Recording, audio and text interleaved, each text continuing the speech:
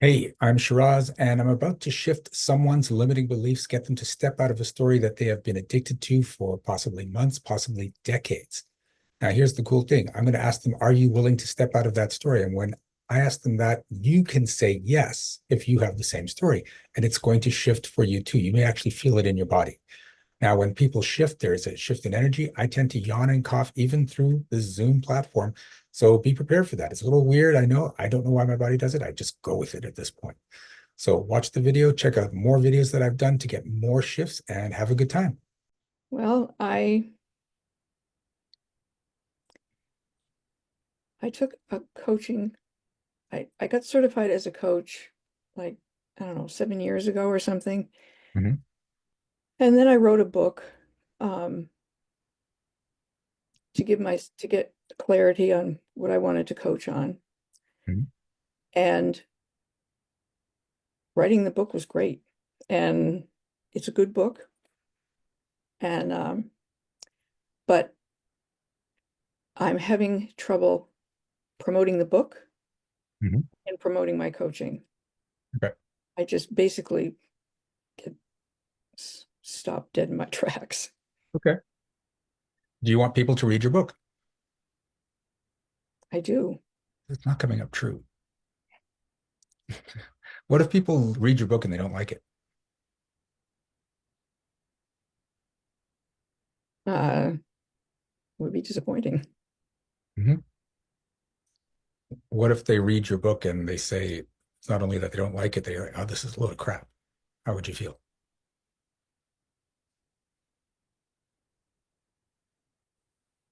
Like a failure. Okay. That's what you're avoiding. Mm. Okay. Now, keep in mind that over 80% of people that actually want to write a book don't never get around to it. So the fact that you've got it and it's out there, you are not a failure. Okay. Let's just start there. Yeah. But your mind's worried about the emotional versus the physical. And if there's a possibility that you'll feel like a failure, well, then let's just stop that. And it's not just if they read your book and think it's crap. It's if you start coaching them and they're like, I'm not getting any results from you, you've decided to feel like a failure. Right. Yeah.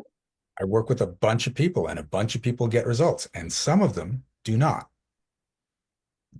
That's just how every coaching program works. I have yet to see a coaching program with 100% results unless the clientele is so small and elite because the person selects them so well that there's always results. Those people don't usually make lots of money because they've only got a few clients that they always get, but if results with, but it feels safe. Yeah. So we want to get you out of safety so that you Yeah. can have It's a clients and you big, can have great results and you can have some results and some people won't get results, but the business keeps growing because you're getting more results than not. yeah, safety's a big thing for me. Feeling safe. There's no growth in safety. That's it. So if you're trying to stay safe, you're trying to do as little as possible. Okay. When you stop trying to be safe, it doesn't mean that now you're putting yourself in danger. It doesn't mean that you're being reckless. It just means that you get out of this contraction energy. So the way I look at it, the opposite of safety is not recklessness or endangerment, it's awareness. When you Hmm. are in a place of awareness, you can see things that could potentially be dangerous before they're dangerous and course correct. For me, when I'm driving, I drive in awareness. I don't drive safely. Right. So I'm going Hmm. along and then I'll just get the sense from like little things in what's happening with the car. And this just happened yesterday. The guy was just a little bit off to the right in his lane. And I'm like, oh, he's about to cut through because his mind is preparing him. So he's tilting on the steering wheel just a little, and I knew he was just going to cut. And I slowed down, watched him cut across 3 lanes to get to his exit. Right. Now, if I was driving safely, the one thing about being safe is you have to create justifications for being safe. So you have to put yourself in positions where you can see there's danger or danger happens with other people in the same situation you're in, right? Or you create danger so you can see, this is why I have to be safe anymore. I mean, all the time. This is why I have to be safe all the time. Here's the evidence. The thing is, you don't realize is you're dumping the evidence there so you can be right. And whenever the evidence shows up, you get a hit of dopamine. See, I'm right. And you create that addiction to safety. Mm. And when you give up safety and slip into an awareness, everything gets easier. So, are you willing to step out of the story that you always have to play it safe?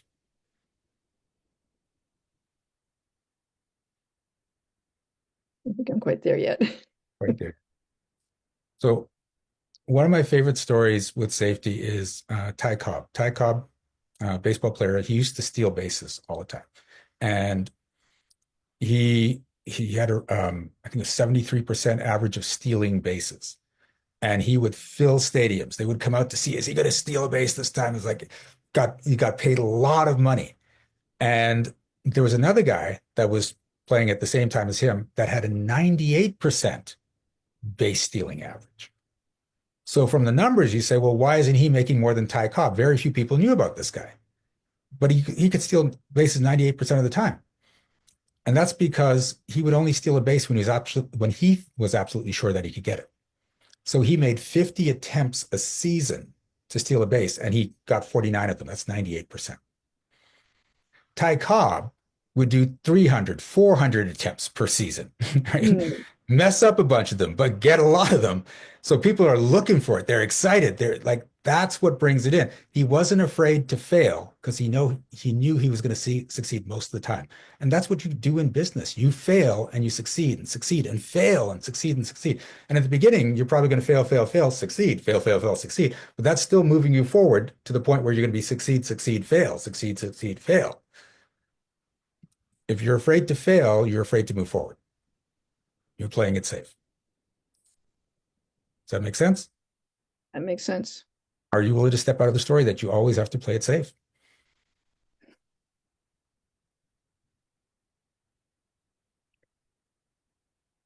I'm going to say yes, but I'm not feeling Almost too much there, faith. like right on the edge. What is going to be the worst thing that's going to happen if you don't play safe?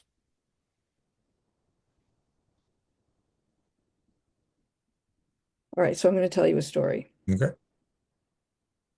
When I was 12 years old, 11 and a half actually, Mhm.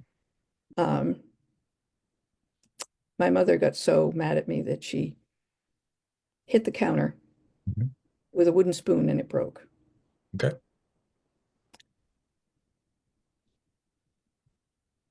And then, and I made a decision that I didn't love her anymore. Okay. And, or if I did, I loved my dad more. And not too long after that, she walked out of the house to do errands and she killed herself. Okay. And I know that I have a, so then, I was like, okay, I didn't, I never was able to grieve for her. I just, I was just very, whatever the word is.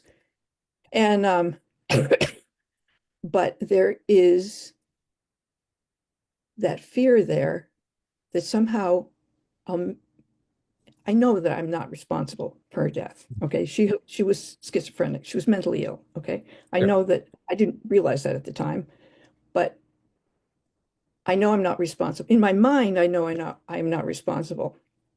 Mhm. But I but there is that, you know, after that I went to boarding school and I people girls would have problems with their mothers and I was like, don't have a mother, don't need a mother. They're too much trouble. And so Mhm. I just put everything behind a wall in a sense. Yeah. And I I think that there's a fear there that somehow I'm going to say something or do something and everything's going to fall apart. Okay. All right. So you have to make sure you don't you don't help people or try to help people so that nothing falls apart. Yeah. Okay. So we're going to clear that. And I just want you to get something. It's not the adult Mim that's causing this problem. It's 12-year-old who Yeah. think that it's her fault her mom killed herself. Yeah. So you're expected to feel all the emotions that 12-year-old felt that made you shut down. Except a 12-year-old doesn't have the emotional resilience that you have, right? Yeah. So are you willing to stop being 12 when it comes to worrying if you're going to screw Yes. up?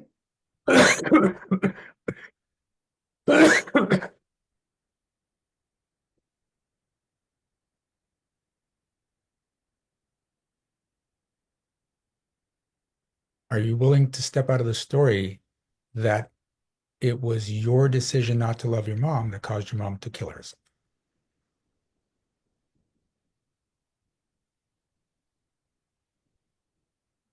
I'm having a hard time with that. I want you to picture another 12-year-old girl. I know it's not true. I know, but I want you to picture another 12-year-old girl that happened to. What would you say to her?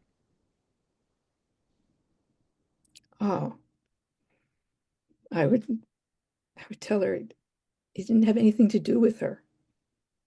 It had to do with what was going on with her mother. Can you let that sink in for yourself?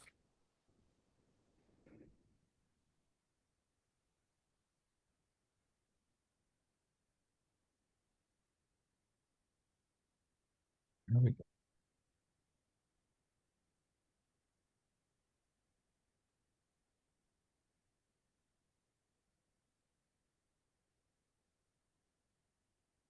Okay. So are you willing to step out of the story that it's your fault your mom killed herself? Yes.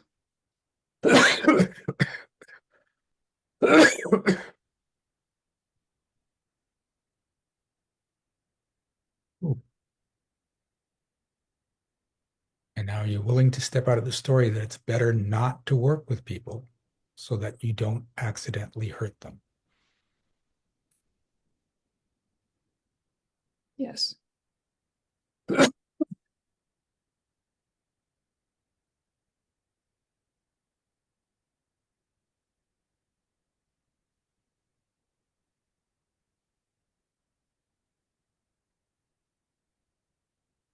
Ooh.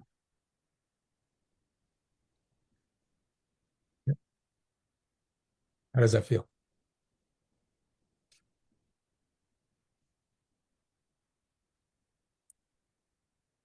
It feels more welcoming. Good. Okay. Yeah, more heart opening. Remember that you're going to give your message to your clients, to the world. They're going to take that message based on their stories, their filters.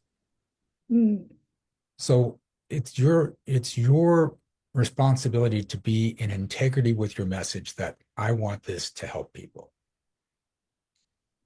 And then in an allowance that they may not take it in the way I want them to. Right. And I've had, I mean, just a funny example was one of the things I tell people is don't give a shit what other people think of you. Right. Like that's their business what they think of you. Right. So one of my clients, he came up one time and he's like, I'm just having bad relationships now and people don't like me and I don't know what's going on. And I said, why? What's happening? He says, well, I'm practicing what you said. And what did I say? Don't give a shit about people. I said, that's not what I said. Right? I said, don't give a shit what they think about you. You want to give a shit about people. You want to care about people. Right? He's like, oh, but he heard it through his filter because he didn't want to have to care about people. He just wanted to have free reign to do whatever he wanted. That was his story. So of course he heard it that way. So you have to be an allowance that some of your clients will hear things according to their filters, not what you say. And that's okay. It's not your fault because you said the thing. They just heard a different thing. Mm, When you can correct it, correct it. That's part of being a coach. yeah. Okay. When you're okay with that because you know you are in integrity and you're doing the best to help the people around you, everything's going to work out.